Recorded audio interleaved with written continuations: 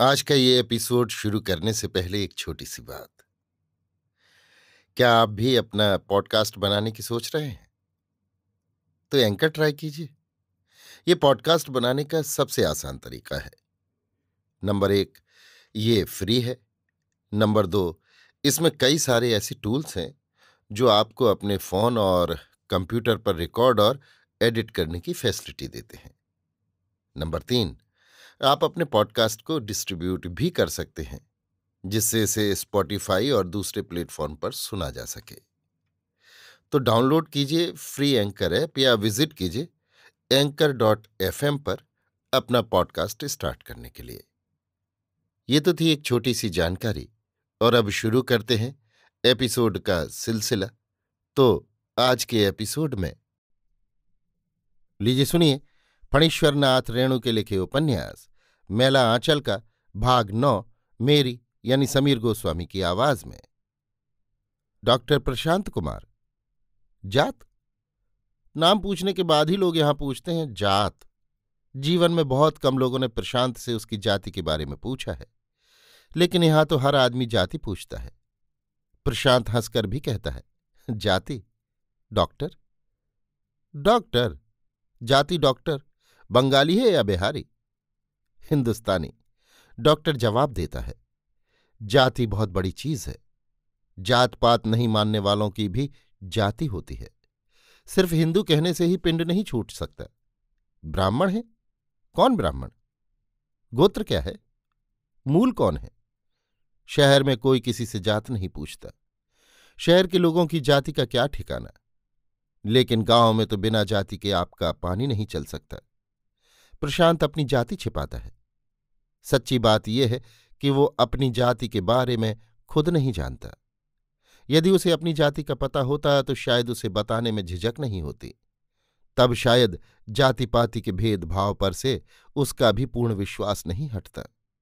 तब शायद ब्राह्मण कहने में वो गर्व महसूस करता। हिंदू विश्वविद्यालय में नाम लिखाने के दिन भी प्रशांत को कुछ ऐसी ही समस्याओं का सामना करना पड़ा था। रात भर वो जगा रह गया था। प्रशांत कुमार, पिता का नाम अनिल कुमार बनर्जी, हिंदू, ब्राह्मण, सब झूठ। बेचारा अनिल कुमार बनर्जी नेपाल की तराई के किसी गांव में अपने परिवार के साथ सुख की नींद सो रहा होगा।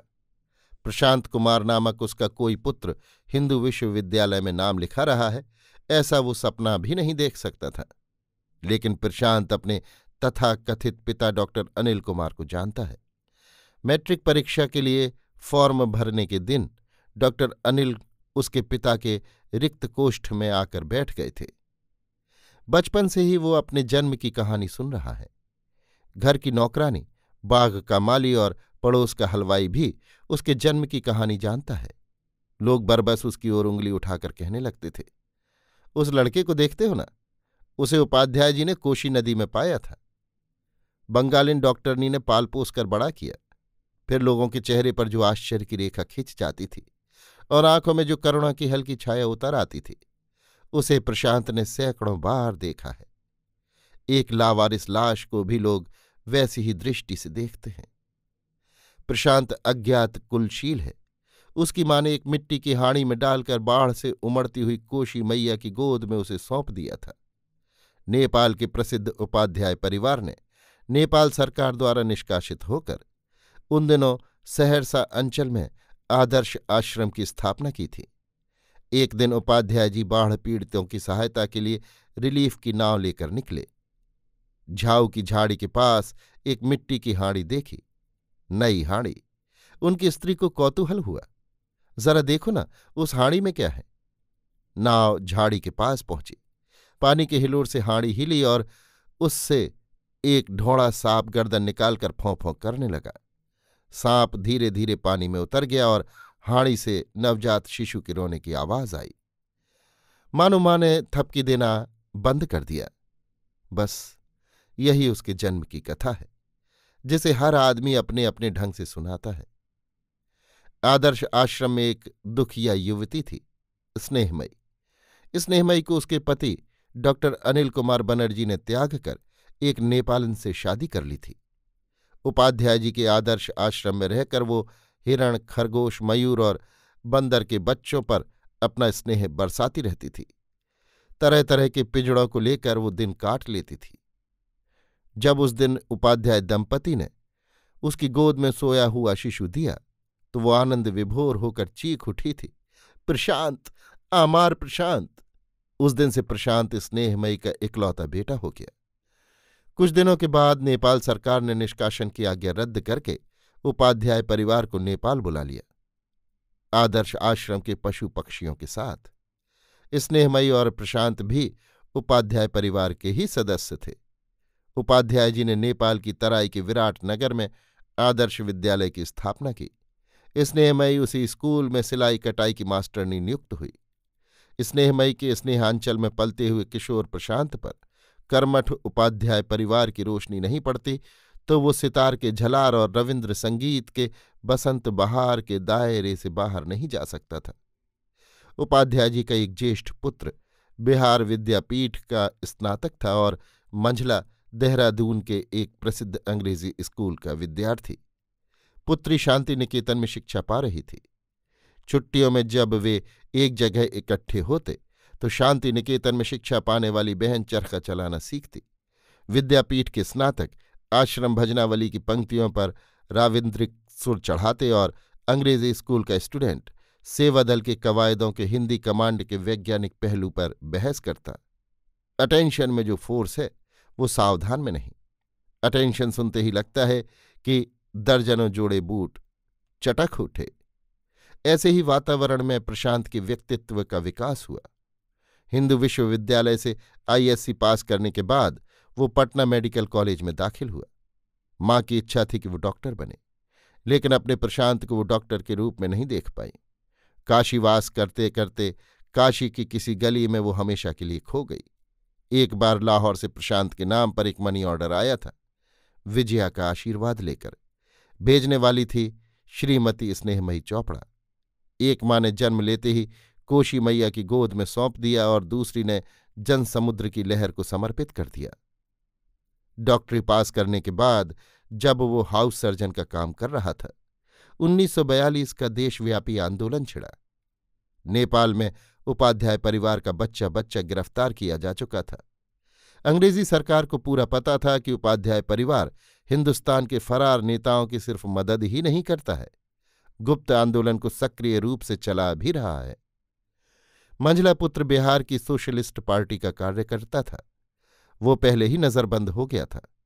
प्रशांत भी तो उपाध्याय परिवार का था। वो कैसे बच सकता था? उसे भी नजरबंद कर लिया गया। जेल में विभिन्न राजनीतिक दलों के नेताओं और कार्यकर्ताओं के निकट संपर्क में रहने का मौका मिला। सभी दल के लोग उसे प्यार करते थे।